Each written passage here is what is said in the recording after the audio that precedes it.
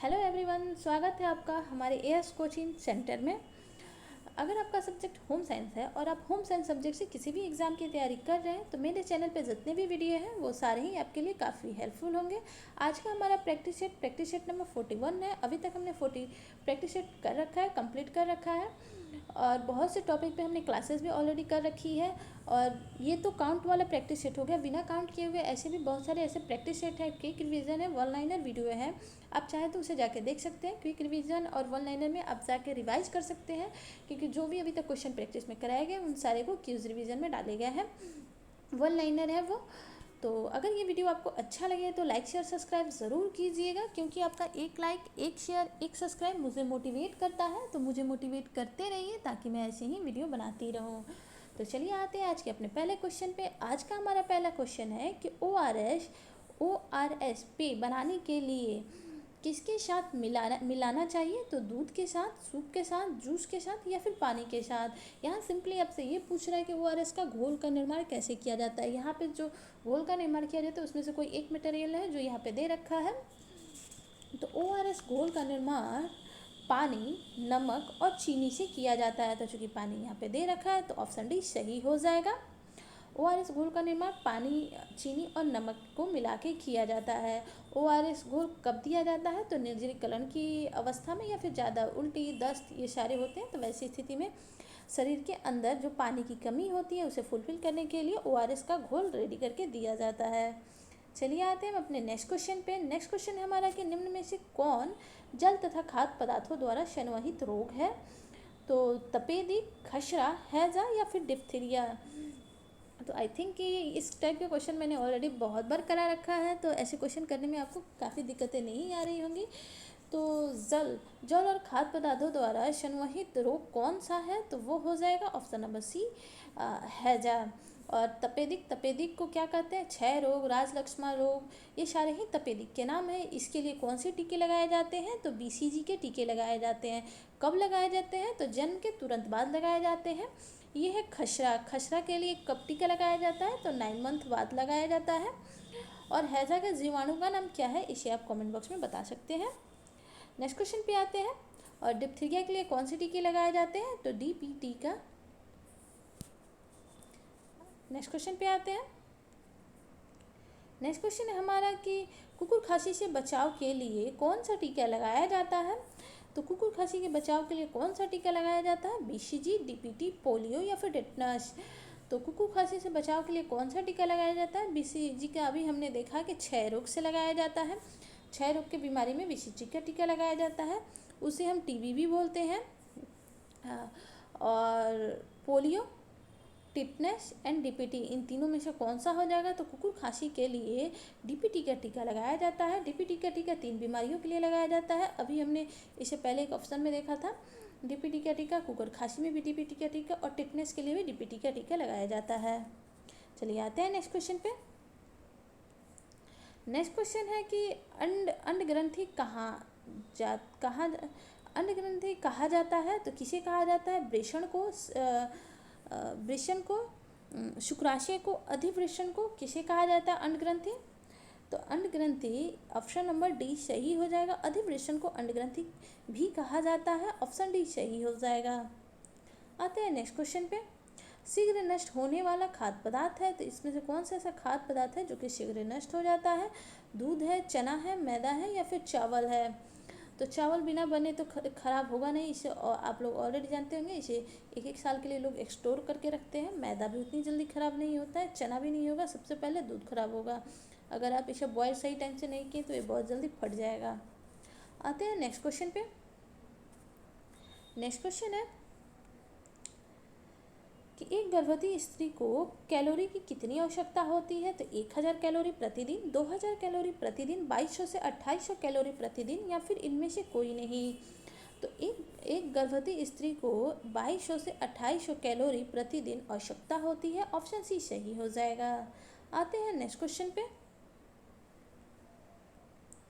Next question है हमारा कि भोजन दूषित नहीं होता है तो भोजन दूषित किससे नहीं होता है। तो बैक्टीरिया के द्वारा, फफूंद के द्वारा, खमीर के द्वारा या फिर भोजन तैयार करने में स्वच्छता के द्वारा। तो इन तीनों से भोजन दूषित होता है। अगर हम भोजन को स्वच्छता से तैयार करते हैं तो ये भोजन दूषित के कई से भी कोई लक्षण नहीं है। ऑप्शन डी सही हो जाएगा। नेक्स्ट क्वेश्चन पे आते हैं। खाद्य पदार्थों का मानक चिन्ह है तो क्या है? ISI, FPO, USI या फिर KVPI। तो खाद्य पदार्थों पे लगने वाले मानक चिन्ह का नाम क्या है? खाद्य पदार्थों पे लगने वाले मानक चिन्ह का नाम है FPO। इससे रिलेटेड आगे क्वेश्चन है, देख लेते हैं। नेक्स्ट क्वेश्चन है कि कार्बोहाइड्रेट पाचन होता है तो आमाशय में, बड़ी आंत में, छोटी आंत में या फिर मुंह में। तो कार्बोहाइड्रेट का पाचन कहाँ होता है? तो इसका आंसर हो जाएगा ऑप्शन नंबर सी, छोटी आंत में। कार्बोहाइड्रेट का पाचन कहाँ से आरंभ होता है ऐसा क्वेश्चन पूछे तो मुख में, लेकिन पाचन कहाँ होता है? तो आंत में, छोटी आंत में। नेक्स्ट क्वेश्चन है कि दालों में सबसे अधिक मिलता है तो क्या मिलता है? वसा, विटामिन, प्रोटीन या फिर आयरन। तो दालों से हमें सबसे ज़्यादा क्या मिलता है? तो ये हो जाएगा ऑप्शन नंबर सी, प्रोटीन। अच्छा, दाल में कौन से अमीनो अम्ल होता है जिसका अभाव रहता है? तो दाल में मिथ्योनिन अमीनो अम्ल का अभाव होता है और ये एक आवश्यक अमीनो अम्ल होता है, इसलिए दाल को कभी भी पूर्ण आहार में काउंट नहीं किया जाता है। इससे हमें प्रोटीन मिलता है। नेक्स्ट क्वेश्चन पे आते हैं। नेक्स्ट क्वेश्चन है हमारा, मांस, मछली तथा अंडा में कौन सा पोषक तत्व होता है? वसा, जल, खनिज लवण या फिर प्रोटीन। तो मांस, मछली तथा अंडा में कौन सा पोषक तत्व होता है? तो यहाँ पे हो जाएगा ऑप्शन नंबर डी, प्रोटीन। मांस, मछली तथा अंडा से हमें कौन सा पोषक तत्व तो सबसे ज़्यादा मात्रा में मिलता है? तो वो होता है प्रोटीन। प्रोटीन की मात्रा अक्सर जो नॉन वेजिटेरियन होते हैं उसमें ज़्यादा, वनस्पति जगत से ज़्यादा मिलता है मांसाहारी में। नेक्स्ट क्वेश्चन पे आते हैं। नेक्स्ट क्वेश्चन है कि ISI का पूरा नाम क्या है? तो भारतीय मानक संस्थान, उपभोक्ता निवारण संस्थान, फल उत्पादन संस्थान या फिर उपरोक्त में से कोई नहीं। तो ISI का पूरा नाम क्या हो जाएगा? तो वो हो जाएगा ऑप्शन नंबर ए, भारतीय मानक संस्थान। ऑप्शन ए सही हो जाएगा। नेक्स्ट क्वेश्चन पे आते हैं।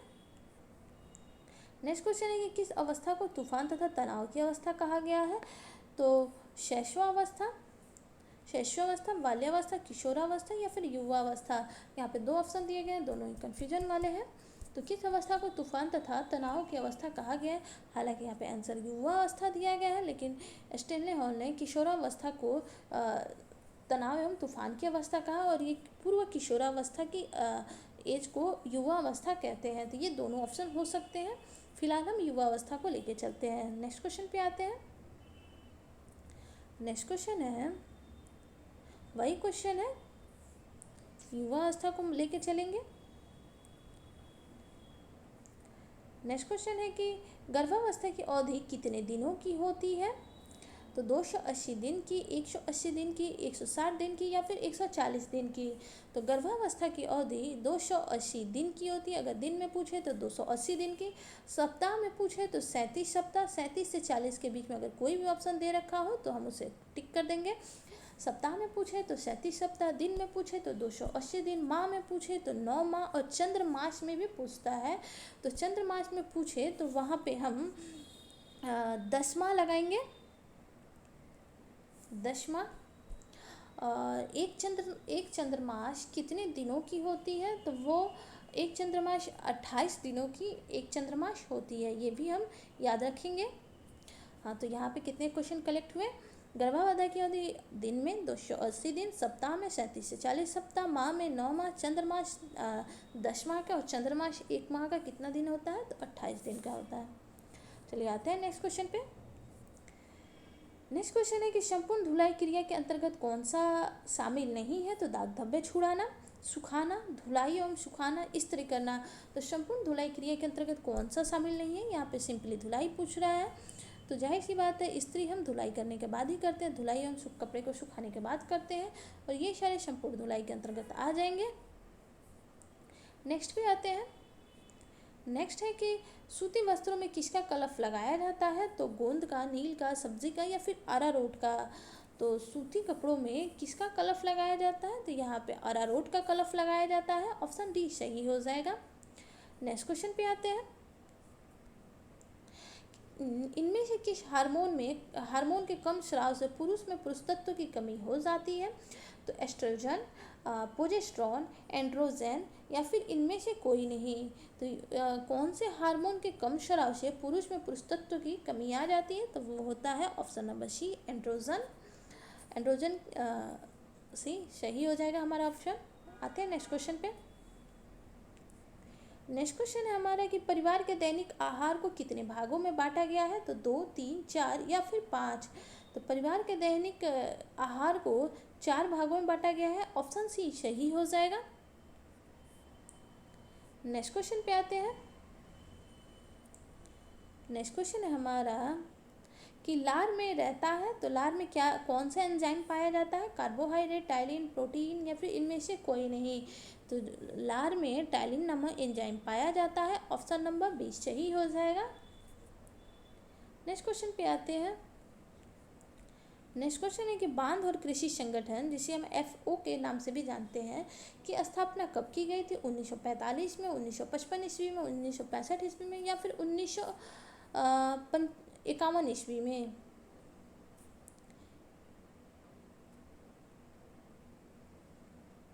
1951 ईस्वी में। तो बांध और कृषि संगठन FO की स्थापना सन 1945 में की गई थी। ऑप्शन ए सही हो जाएगा। आते हैं नेक्स्ट क्वेश्चन पे। सूर्य की रोशनी प्रदान करता है, तो क्या प्रदान करता है? Vitamin A, vitamin B, vitamin C and vitamin D. तो हम बहुत ही अच्छे से जानते हैं कि सूर्य की रोशनी क्या प्रदान करता है। तो सूर्य की रोशनी से हमें विटामिन डी प्राप्त होती है। ऑप्शन डी सही हो जाएगा। विटामिन डी की कमी से कौन कौन सी बीमारी होती है? तो विटामिन डी की कमी से बच्चों में रिकेट्स नामक बीमारी हो जाती है। ये बच्चों में होती है। और बड़ों में, वयस्कों में ऑस्टियोमलेशिया होता है एंड वृद्धों में ऑस्टियोपोरोसिस हो जाता है। विटामिन सी की कमी से कौन सी बीमारी होती है? तो स्कॉर्बिक एसिड, स्कॉर्बी बीमारी होती है विटामिन सी की कमी से। विटामिन बी की कमी से पेलेग्रा, वेरी वेरी, ये सारे ही विटामिन बी की कमी से होते हैं। विटामिन ए की कमी से रतौंधी नामक बीमारी होती है। नेक्स्ट क्वेश्चन पे आते हैं। रतौंधी को हम नाइट ब्लाइंडनेस के नाम से भी जानते हैं और ये विटामिन ए की कमी से पहले लक्षण होते हैं। मानव शरीर की सबसे बड़ी ग्रंथि निम्न में से कौन सी है? तो मानव शरीर की सबसे बड़ी ग्रंथि कौन सी है? तो यहाँ पे यकृत है, थायराइड है, वृषण है या फिर अंडाशय। यहाँ पे ऑप्शन डी में अंडाशय दे रखा है। तो मानव शरीर की सबसे बड़ी ग्रंथि कौन सी है? तो यहाँ पे हो जाएगा ऑप्शन नंबर ए, यकृत। नेक्स्ट क्वेश्चन पे आते हैं। नेक्स्ट क्वेश्चन है कि उपभोक्ता की विशेष समस्याएं होती हैं। तो वस्तुओं में मिलावट, वस्तुओं पर अपूर्ण लेबल, दोष युक्त माप और तौल के साधन एवं इनमें से सभी। तो उपभोक्ता की विशेष समस्याएं क्या होती हैं? तो ये सारे ही होते हैं। वस्तुओं में मिलावट होती है, वस्तुओं पर अपूर्ण लेबल होता है एंड दोष युक्त मिलावट माप तौल के साधन भी होते हैं। तो ये सारे ही हो जाएंगे। आते हैं नेक्स्ट क्वेश्चन पे। नेक्स्ट क्वेश्चन है कि पारिवारिक आय को मुख्य कितने भागों में बांटा गया है? तो 3, 4, 5 या फिर 2। तो पारिवारिक आय को मुख्य कितने भागों में बांटा गया है? तो ऑप्शन नंबर ए सही हो जाएगा, 3। इससे रिलेटेड आगे और भी क्वेश्चन है, आप देख सकते हैं। नेक्स्ट क्वेश्चन पे आते हैं। नेक्स्ट क्वेश्चन है कि सूती वस्त्र की विशेषता क्या नहीं है? तो टिकाऊपन, ठंडा, आरामदायक या फिर कठोर। तो सूती वस्त्र की क्या विशेषता नहीं है? तो वो हो जाएगा ऑप्शन नंबर डी, कठोरता। अच्छा, सूती वस्त्र पे कौन सी परिचर्या की जाती है? तो मॉइस्चराइजिंग। नेक्स्ट क्वेश्चन पे आते हैं। परिधान कैसे होने चाहिए? तो आरामदायक, स्वच्छ, आधुनिक या फिर इनमें से सभी। तो परिधान कैसे होने चाहिए? आरामदायक भी होने चाहिए, स्वच्छ भी होने चाहिए, आधुनिक भी। तो इनमें से सभी, ऑप्शन डी सही हो जाएगा। नेक्स्ट क्वेश्चन पे आते हैं। नेक्स्ट क्वेश्चन है कि सूती वस्त्र पर किसका प्रभाव नहीं पड़ता है? तो रगड़ का, गोंद का, अरारोट का या फिर इनमें से सभी। तो सूती वस्त्र पर किसका प्रभाव नहीं पड़ता है? तो ऑप्शन ए रगड़ का हो जाएगा। मोटे सूती वस्त्र पे, यहाँ पे मोटे छूट गया, मोटे सूती वस्त्र पे किसका प्रभाव नहीं पड़ता है? तो ये हो जाएगा ऑप्शन ए रगड़। नेक्स्ट क्वेश्चन पे आते हैं, गर्भावस्था में रक्त में किस तत्व की कमी हो जाती है? तो option A thiamine, B calcium, C niacin, D calorie. तो गर्भावस्था में किस तत्व की कमी हो जाती है? तो ऑप्शन नंबर बी सही हो जाएगा, कैल्शियम की। नेक्स्ट क्वेश्चन पे आते हैं, मासिक वेतन परिवार की किस आय के अंतर्गत आता है? तो मौद्रिक, वास्तविक, आत्मिक या फिर इनमें से कोई नहीं। तो मासिक वेतन परिवार की किस आय के अंतर्गत आता है? तो ऑप्शन ए मौद्रिक आय के अंतर्गत आता है, क्योंकि मासिक वेतन जब भी हमें पर मंथ कुछ मिलता है पैसे, तो उसे मौद्रिक में काउंट करते हैं। नेक्स्ट क्वेश्चन पे आते हैं, समेकित बाल विकास परियोजना प्रदान करता है? तो पूर्व शालेय शिक्षा, टीकाकरण, पोषण या फिर उपरोक्त में से सभी। तो समेकित बाल विकास परियोजना प्रदान करता है उपरोक्त सभी, ऑप्शन डी सही हो जाएगा, पूर्व शालेय शिक्षा, टीकाकरण और पोषण। आते हैं नेक्स्ट पर। नेक्स्ट क्वेश्चन है कि बालक का प्रथम सामाजिक समूह कौन होता है? तो समाज, पड़ोसी, परिवार या फिर इनमें से कोई नहीं। तो बालक का प्रथम सामाजिक समूह कौन होता है? तो जाहिर सी बात है, बालक सबसे पहले अपने परिवार में आता है, परिवार के लोगों के साथ रहता है, बोलना, चलना, खाना पीना सब इन्हीं के साथ सीखता है। तो प्रथम परिवार हो जाएगा। अगर द्वितीय पूछे तो स्कूल हो जाएगा, जो कि अभी यहाँ दिया नहीं है। नेक्स्ट पे आते हैं, परिवार, आस पड़ोस, ये हो जाते हैं। नेक्स्ट है कि विकासात्मक मनोविज्ञान लाभदायक है? तो बच्चों के लिए, शिक्षकों के लिए, अभिभावकों के लिए या फिर उपरोक्त सभी के लिए।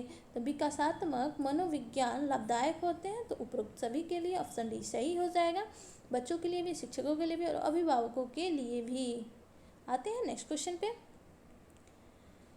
अंधे बच्चों को पढ़ाने के लिए किस विधि का प्रयोग करना चाहिए? तो ब्रेल, खेल, इतिहास या फिर साइको ड्रामा। तो अंधे बच्चों को पढ़ाने के लिए कौन सी विधि का प्रयोग किया जाता है? तो ऑप्शन ए ब्रेल विधि का। ब्रेल विधि में हर चीज़ ऐसे 1 मिनट, हर चीज़ ऐसे उभरा हुआ रहता है। जैसे मान लीजिए अगर यहाँ पे ए लिखा हुआ है तो ऐसे उभरा हुआ रहेगा, जिसे वो टच करके समझ लेंगे कि ये ए लिखा हुआ है। इसे ही ब्रेल विधि कहते हैं। आते हैं नेक्स्ट क्वेश्चन पे। नेक्स्ट है कि थायराइड से निकलने वाला हार्मोन कौन सा है? तो पैराथाइक्लिन, थायरॉक्सिन, इंसुलिन। तो क्या हो जाएगा? थायराइड ग्रंथि से निकलने वाला हार्मोन थायरॉक्सिन हार्मोन होता है, ऑप्शन बी सही हो जाएगा। नेक्स्ट क्वेश्चन पे आते हैं कि रेफ्रिजरेटर में होता है? तो प्रशीतन, खमीरीकरण, निर्जलीकरण या फिर इनमें से कोई नहीं। तो रेफ्रिजरेटर में प्रशीतन होता है, ऑप्शन ए सही हो जाएगा। आते हैं नेक्स्ट क्वेश्चन पे। नेक्स्ट क्वेश्चन हमारा कि ऊर्जा की प्राप्ति का मुख्य स्रोत क्या है? प्रोटीन, कार्बोहाइड्रेट, खनिज लवण या फिर विटामिन।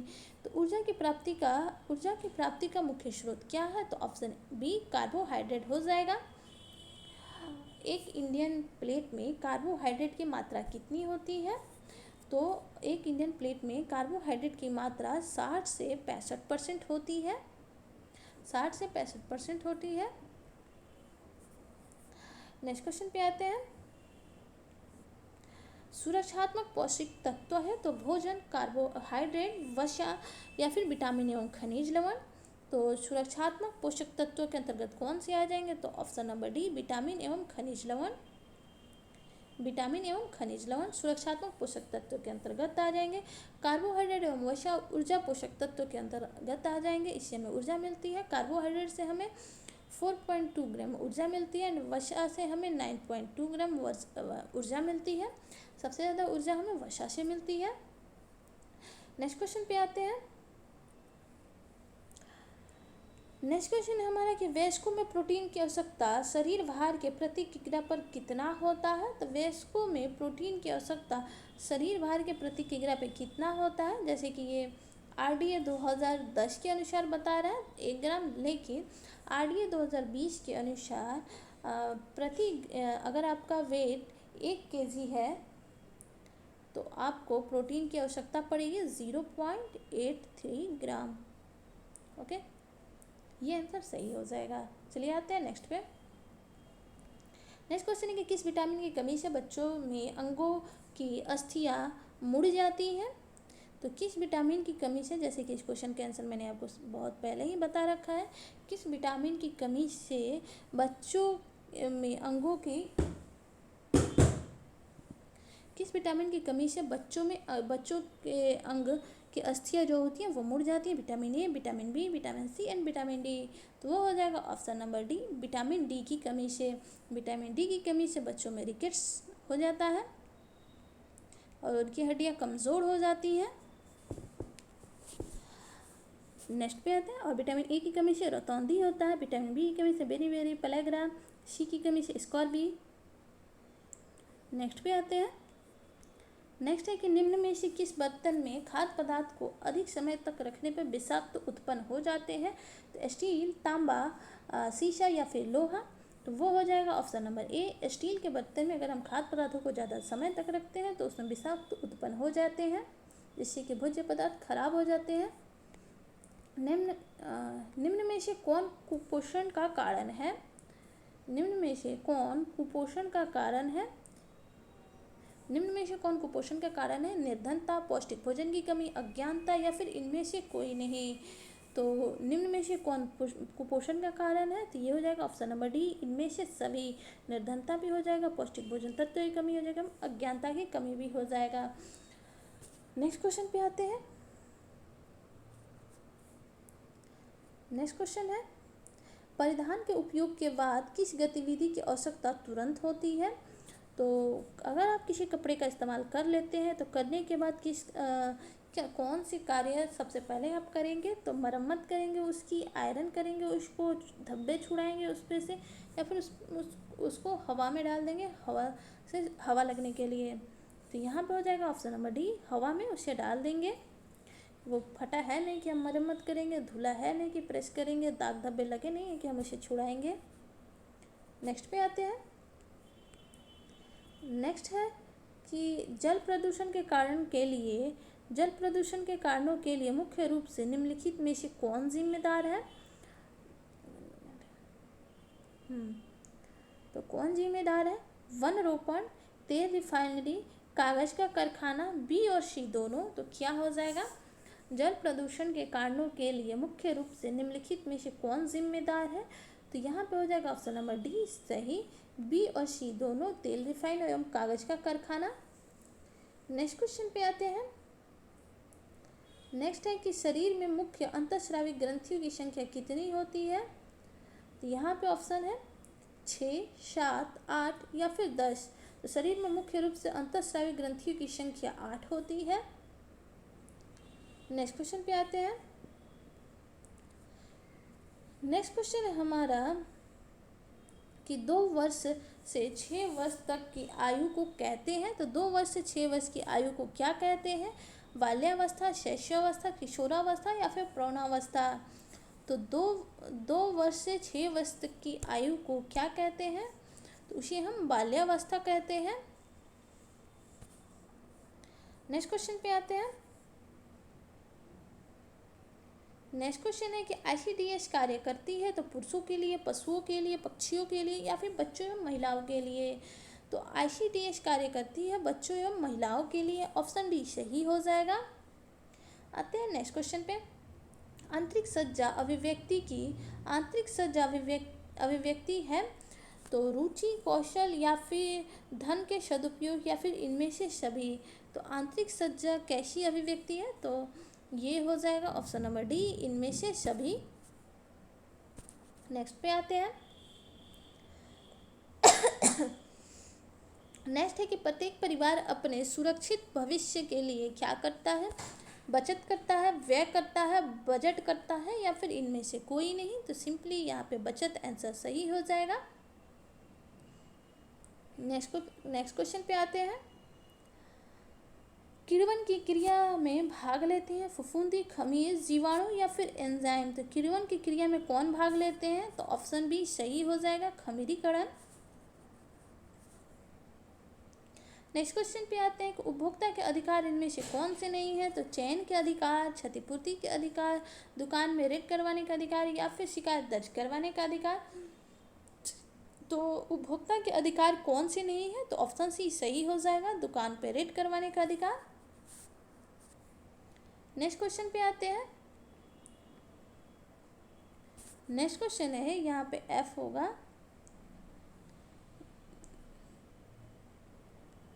यहाँ पे एफ पी ओ होगा। एफ पी ओ हिंदी में सही लिखा हुआ है, एफ पी ओ मार्क उपलब्ध करते हैं तो केचप के लिए, चाय पत्ती के लिए, शहद के लिए या फिर नमक के लिए। तो एफ पी ओ मार्क उपलब्ध करते हैं तो केचप के लिए, जैम जेली के लिए, फल एवं फलों से बने पदार्थ के लिए एफ पी ओ मार्क उपलब्ध होते हैं, लगे होते हैं उस पर। नेक्स्ट क्वेश्चन पे आते हैं। मौद्रिक आय के अंतर्गत आता है रुचि, नौकर की सुविधा, श्रम या फिर मकान का किराया। तो मौद्रिक आय के अंतर्गत क्या आता है? तो यहाँ पे हो जाएगा ऑप्शन नंबर डी, मकान का किराया। रुचि से हमें पैसे नहीं आएंगे, रुचि वो हमारे अंतर्निहित होती है। नौकरों की सुविधा, ये भी पैसे नहीं आने वाले हैं। श्रम, अगर यहाँ पे श्रम की जगह मजदूरी दिया रहता तो हो सकता था कि मौद्रिक आय के अंतर्गत आएगा, लेकिन मकान का किराया से हमें पैसे मिलते हैं, इसलिए मौद्रिक आय के अंतर्गत मकान का किराया आ जाएगा। आते हैं नेक्स्ट क्वेश्चन पे। सिले सिलाए वस्त्रों की श्रेणियाँ होती हैं कि कितने प्रकार की होती हैं? 1, 2, 3 या फिर 4। तो सिले सिलाए वस्त्र की श्रेणियाँ होती हैं ऑप्शन नंबर सी, 3 प्रकार की। नेक्स्ट आते हैं। निम्न में से कौन गृह विज्ञान की शाखा नहीं है? तो प्रसार शिक्षा, डायटेटिक्स, वस्त्र विज्ञान या फिर मानव विकास। तो कौन सी नहीं है? तो ऑप्शन बी सही हो जाएगा। डाइटिशियन दिया रहता तो हो सकता था, लेकिन यहाँ पे डायटेटिक्स लिखा हुआ है इसलिए ये नहीं होगा, ये तीनों आ जाएंगे। नेक्स्ट पे चलते हैं। नेक्स्ट है कि डिप्थीरिया रोग के जीवाणु शरीर में पहुंचकर किस अंग में पनपते हैं? तो आँख, नाक, पेट या फिर गला। तो डिप्थीरिया नामक जीवाणु शरीर में पहुंचकर किस अंग में पनपते हैं? तो इसका आंसर हो जाएगा ऑप्शन नंबर सी, गला में। नेक्स्ट क्वेश्चन पे आते हैं। गर्भावस्था में रक्त में किस तत्व की कमी हो जाती है? Thiamine, calcium, myosin, calorie. तो गर्भावस्था में रक्त में किस तत्व की कमी हो जाती है? तो ऑप्शन बी, कैल्शियम की। नेक्स्ट पे आते हैं। एक धात्री अवस्था में कितनी अतिरिक्त कैलोरी की आवश्यकता होती है? तो 200, 800, 700 या फिर 900। तो धात्री अवस्था में कितनी अतिरिक्त कैलोरी की आवश्यकता होती है? तो ऑप्शन सी सही हो जाएगा, 700। नेक्स्ट क्वेश्चन पे आते हैं। भोजन को छूने के पूर्व एवं पश्चात हाथ धोने चाहिए। तो किससे? मिट्टी से, राख से, साबुन से या फिर पानी से। तो भोजन को छूने से पूर्व हाथ धोने चाहिए, तो ऑप्शन सी सही हो जाएगा, साबुन से। नेक्स्ट क्वेश्चन पे आते हैं। मधुमेह में किस प्रकार का आहार देना चाहिए? तो न्यू शर्करा आहार, अधिक रेशे युक्त आहार, उच्च प्रोटीन युक्त आहार या फिर न्यून प्रोटीन युक्त आहार। तो मधुमेह में किस प्रकार का आहार देना चाहिए? यहाँ पे नहीं देना होना चाहिए, यहाँ पे नहीं देना चाहिए। तो मधुमेह में किस प्रकार का आहार नहीं देना चाहिए? नहीं देना चाहिए, सही है। मधुमेह में किस प्रकार का आहार देना चाहिए? तो न्यून शर्करा युक्त आहार, जिसमें शक्कर की मात्रा कम हो। नेक्स्ट क्वेश्चन पे आते हैं। नेक्स्ट है कि निम्नलिखित में से किसकी आवश्यकता गर्भावस्था में बढ़ जाती है? प्रोटीन, कैल्शियम, खनिज लवण या फिर उपरोक्त सभी। तो किसकी आवश्यकता बढ़ जाती है? तो यहाँ पे ऑप्शन डी सही हो जाएगा, इनमें से सभी, प्रोटीन, कैल्शियम एवं खनिज लवण। नेक्स्ट क्वेश्चन पे आते हैं। प्रोटीन का सर्वोत्तम स्रोत है तो मांस, मछली एवं अंडा, सब्जियां, चावल, इनमें से सभी। तो यहाँ पे हो जाएगा प्रोटीन का सर्वोत्तम स्रोत मांस, मछली एवं अंडा। नेक्स्ट क्वेश्चन पे आते हैं। नेक्स्ट क्वेश्चन हमारे कि निम्न में से कौन परिरक्षक पदार्थों के रूप में इस्तेमाल किया जाता है? तो चीनी, नमक या फिर सिरका। तो निम्न में से कौन परिरक्षक पदार्थों के रूप में इस्तेमाल किया जाता है? तो चीनी का भी इस्तेमाल किया जाता है, जैसे जैम जेली वगैरह वगैरह बनाने में, नमक का अचार, ये सब बनाने में, सिरका का भी। तो ऑप्शन डी सही हो जाएगा।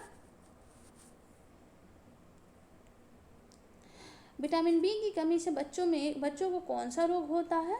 विटामिन बी की कमी से, तो ये भी मैंने ऑलरेडी बता रखा है, स्कर्वी, रतौंधी, एनीमिया या फिर वेरी तो विटामिन बी की कमी से कौन सी बच्चों में कौन से रोग होता है, यहाँ पे बच्चों पूछा है इसलिए वेरी वेरी सही हो जाएगा। नहीं तो एनीमिया भी विटामिन B12 साइनोकोबाल्मिन की कमी से होता है। अच्छा, साइनोकोबाल्मिन की कमी से कौन सी वाली एनीमिया होती है, आप इसे कमेंट सेक्शन में बता सकते हैं अगर आपको पता हो तो। और रतौंधी विटामिन ए की कमी से होता है, स्कॉर्बी विटामिन सी की कमी से होता है। नेक्स्ट पे आते हैं। नेक्स्ट क्वेश्चन है कि भोजन का मनोवैज्ञानिक कार्य क्या है, तो संतुष्टि प्रदान करना, ऊर्जावान बनाए रखना, स्वस्थ रखना, या फिर इनमें से कुछ नहीं। तो भोजन का मनोवैज्ञानिक कार्य क्या है, तो इसका हो जाएगा ऑप्शन नंबर ए, संतुष्टि प्रदान करना। नेक्स्ट पे आते हैं कि नॉन बैंकिंग प्रणाली के अंतर्गत आते हैं, तो कौन से आते हैं, unit trust of India, Bharatiya Jeevan बीमा, जनरल इंश्योरेंस ऑफ इंडिया। तो नॉन बैंकिंग के अंतर्गत कौन से आते हैं, तो यहाँ पर हो जाएगा ऑप्शन नंबर डी, इनमें से सभी। नेक्स्ट पे आते हैं। नेक्स्ट है कि प्रत्येक वर्ष किस दिन विश्व बचत दिवस मनाया जाता है। आई थिंक ये क्वेश्चन आप लोगों के लिए सबसे नया होगा, क्योंकि ये क्वेश्चन अभी आप सबने कहीं देखा नहीं होगा। तो प्रत्येक वर्ष किस दिन बचत दिवस मनाया जाता है, तो 30 अक्टूबर, 2 नवंबर, 10 नवंबर, या फिर 14 नवंबर को। तो कब मनाया जाता है बचत दिवस, यहाँ पर आंसर हो जाएगा ऑप्शन नंबर ए, 30 अक्टूबर को विश्व बचत दिवस मनाया जाता है। आते हैं नेक्स्ट क्वेश्चन पे। बेरी बेरी किस विटामिन के अभाव में होता है, अभी हमने इससे रिलेटेड क्वेश्चन देखा, vitamin A, vitamin B, vitamin C and vitamin D. तो बेरी बेरी किस विटामिन की कमी से होता है, तो विटामिन बी। अच्छा, कौन से, क्योंकि विटामिन बी के बहुत से परिवार हैं, विटामिन 1 से लेकर विटामिन 12 तक। तो कौन से विटामिन बी की कमी से बेरी बेरी रोग होता है, ये आप कमेंट सेक्शन में बता दीजिएगा। नेक्स्ट पे आते हैं। नेक्स्ट है कि प्रोटीन का सर्वोत्तम स्रोत है मांस, मछली, अंडे, सब्जियां, चावल, इनमें से सभी। तो अभी इस क्वेश्चन को हमने देख रखा है। तो प्रोटीन का सर्वोत्तम स्रोत है मांस, मछली एवं अंडे। नेक्स्ट एक मोटिवेशनल लाइन है आप सभी के लिए। आँखों में नींद बहुत है पर सोना नहीं है, यही समय है कुछ करने का मेरे दोस्त, इसे खोना नहीं है। तो यही समय है कुछ करने का। तो आप सब अपनी तैयारी करते रहिए, साथ में चैनल को अगर दूसरे लोग जो आपकी जानकारी में हो कि वो अगर तैयारी कर रहे हैं तो उनके साथ चैनल को शेयर कीजिए ताकि उन्हें भी लाभ मिले। और साथ में अगर 1000 सब्सक्राइबर हो जाते हैं तो इन सारे प्रैक्टिस को हम लाइव भी करेंगे। तो जल्द से जल्द कोशिश कीजिए कि एग्ज़ाम से पहले 1000 सब्सक्राइबर हो जाए ताकि हम लाइव प्रैक्टिस कर पाएँ। तो और वीडियो अच्छी लगे तो लाइक, शेयर, सब्सक्राइब ज़रूर कीजिएगा, क्योंकि आपका एक लाइक, एक शेयर, एक सब्सक्राइब मुझे मोटिवेट करता है। तो मुझे मोटिवेट करते रहिए ताकि मैं ऐसे ही वीडियो बनाती रहूँ। चलिए मिलते हैं नेक्स्ट वीडियो में। Thanks for watching.